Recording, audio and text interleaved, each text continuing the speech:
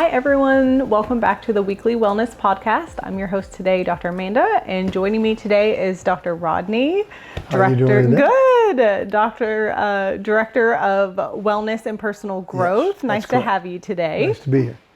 Today we're going to be, since the days are getting shorter and very dark, we're going to be talking about seasonal affective disorder. Okay, we can do that. Yeah. Seasonal affectiveness disorder, it is a real thing. About 7% of the population struggle with it every year. Some don't on a regular basis struggle with it. They may have one particular year that's particularly bad, maybe because of other situations in their life that cause it. But it is related to the seasons. And it's not because it's cold, although if you live in a cold area, it can be more intense, and I'll explain why in a second, is more related to the absence of sunlight.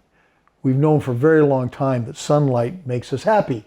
When we want to go on vacations, we want to go to some place where there's sun and sit out in the sun, even though it might not be good for our skin or our complexion, but we like it because the sun is warm, it makes us feel bright and cheery. So the seasonalness of this particular disorder comes from the fact that naturally in our winter season, the nights are longer, the days are shorter, and we're getting less and less sunlight. And that's where it comes from, and that's why it's oftentimes just referred to as SAD, Seasonal Affective Disorder, because the lack of sunlight causes a person to feel fatigued, sad, depressed to varying degrees, and other symptoms and consequences of that particular problem. Have you ever experienced this before? Well, I would say that I'm moderate to light on seasonal affective disorder. I mean, winters are not my favorite time of the year, but I'm definitely on the light to moderate side. A lot of people, though, get severely depressed to the point where they even contemplate death or suicide seriously because they just can't make it through it. People that usually struggle to that extent have other factors that go into it. In fact, recently, the whole period that we went through of COVID, that was another really significant impact upon that because people weren't going to work, they were locked in with their kids, and now there's no sunlight. And the combination of those two factors made it more difficult during that particular period of time. Now, the first time I experienced it was when I was in college and I was in Washington, D.C., and I actually live in Texas where there's sun all the time. And I had no idea what was going on. I was like, is the sun ever going to come out? Like, why do I feel sad all the time? Right. All I see is cloudiness. Yeah. So it was definitely interesting, and I didn't know that it actually had a name. Yes. And do you think also with the holiday season, and if you have negative feelings associated with the holidays, does that also impact? Well, it adds to your sadness in that particular period of time because some people have great Thanksgiving and holidays, and others really struggle with it because their family relationships are not good. So if you get the picture, you might already be somewhat sad, not real chipper because there's not much sunlight, and now we add to it, oh my gosh, we got to go to this Thanksgiving thing or this Christmas thing, and I can't wait till I get back out of there. So the combination of those two things can make it more difficult. But technically the SAD, the seasonal affective disorder, is related to the sunlight, not necessarily the bad relationships. But obviously Thanksgiving and Christmas happen during the winter season, so it's kind of like, for our culture, if you lived in the southern hemisphere, it's not so much that way. Summer. My husband's from New Zealand, so he always thought, he was like, we barbecued on Christmas. It's like, oh, okay. I'm from northern Indiana. Okay. And it's always cold during that particular time.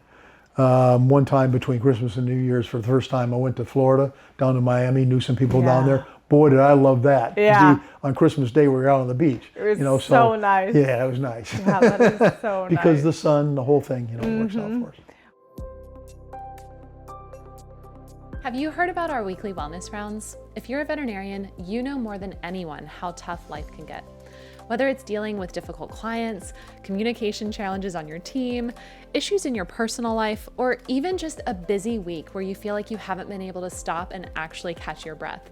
There are so many things that come into our lives that can impact our mental health. So that's why we've started our weekly wellness rounds. This is a judgment-free place to come talk through your experiences with other veterinary professionals who get it. These conversations are moderated by our Director of Wellness and Personal Growth, Dr. Rodney Robertson, who is also a licensed mental health professional. Weekly wellness rounds take place on Wednesdays at 7 p.m. Central Time, and all of these meetings are virtual, so there's no need to stress about adding yet another trip to your busy week. You can register and join our weekly wellness rounds by visiting our DVM support website at mypetswellness.net/DVM support. So join us for weekly wellness rounds on Wednesdays at 7 p.m. Central. We hope to see you there. Are there any prevention methods or anything you recommend trying maybe before the season kind of starts or when it's happening to you? Well, yeah, there are some steps you could take before and certainly during. If you're being impacted by it in negative ways, you certainly need to take some action. There's other consequences besides sadness. You tend to emotionally eat more. You start gaining weight, which is doubly impacted by Thanksgiving and Christmas, where we're eating these massive amounts of meals. You tend to either sleep too long, you start going in late to work. Some people, when they're impacted by the SAD, actually have insomnia, and so they're in bed for a longer period of time, but they're not getting much rest. They're up and down all night, and then they go to work and they want to sleep all day because they didn't get enough rest last night. Those are all consequences of this. If you have episodes of SAD or long-term SAD during the winter season, you're going to lack in focus, can't make decisions well. Your mood's going to be really irritable and nobody wants to be around you because you're just snapping at them all the time. That's all a result of this seasonal affective disorder called SAD, okay? So you can't just ignore it. Now, I'm going to first talk about one thing that I'm not a fan of at all, because if you go to a doctor, which you might want to consult with a doctor, some say, well, we'll give you antidepressants. Wrong answer. In my opinion, that's not the best thing to do because it's a short-term issue. As soon as the sun comes back in the spring and the summer, most of those consequences are going to go away. And so to go on an antidepressant or something like that, a mood stabilizer for 3 or 4 months is not really the best thing to do because there's consequences for that. Plus those medications takes like 30 to 60 days to kick in anyhow. So by the time it's doing you any good, it's, you know, the sun's coming out. All right, so that's not my favorite. If your doctor insists upon that, I guess listen and make your best decision. But there are things that you can do in preparation or certainly during it. When there is a nice sunny day, even though it's cold outside, take a walk. Put a coat on or go without a coat, and then you have the combination of the sun and the nice crispy air to cheer you up. But take advantage of those days where there is sun, because that will compensate for the length of time that you're spending in darkness. So that's one really effective thing that you could do. Another thing you could try is that you can get a table light that produces the sunlight itself. It's not exactly the same, but they do work. They make lights for your desktop or even in your home that are the bright sunlight effect. So you look for the bulb that's a sunlight effect, so that when you're indoors and your lights are on, you will get some benefit from that. Of course, you can plan out ahead of time, which is what I do. Okay, because I haven't struggled with it greatly, but it sometimes hit me.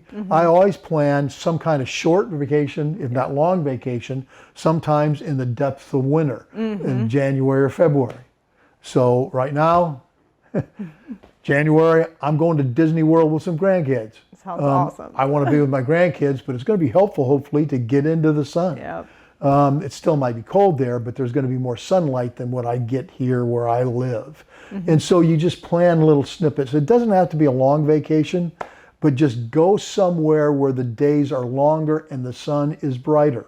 Go to Texas, go to Arizona, okay? It's not necessarily about the warmness of the air. It's the fact that the sun is brighter there. You're closer to the sun. It's, you know, that's what you're out after. So you can plan something like that just to occasionally make yourself feel better. Also, it's very important that you're talking to somebody that you can trust. Doesn't have to be a therapist, it could be, but somebody you trust. Let's make a little pact. Let's talk to each other, make sure that we're not falling into this.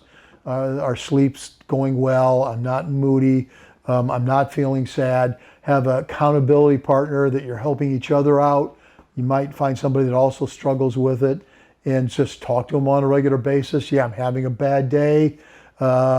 Maybe you'll decide, well, let's go out for lunch, and we'll find, just anything like that, so that you don't feel like you're alone in this process.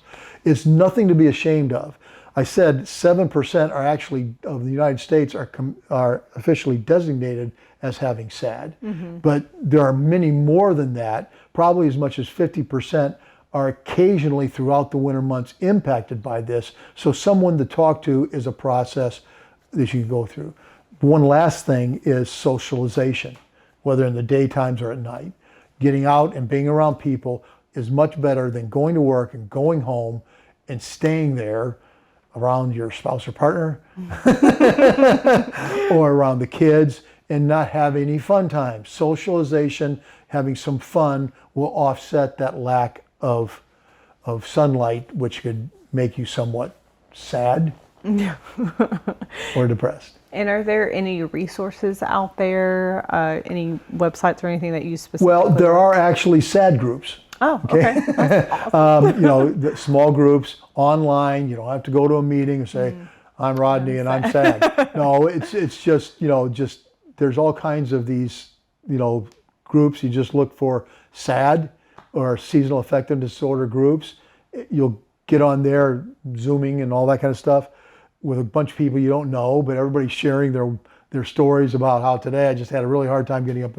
And that commonness of talking to people that have the same thing is something you can definitely do. Those are the main resources.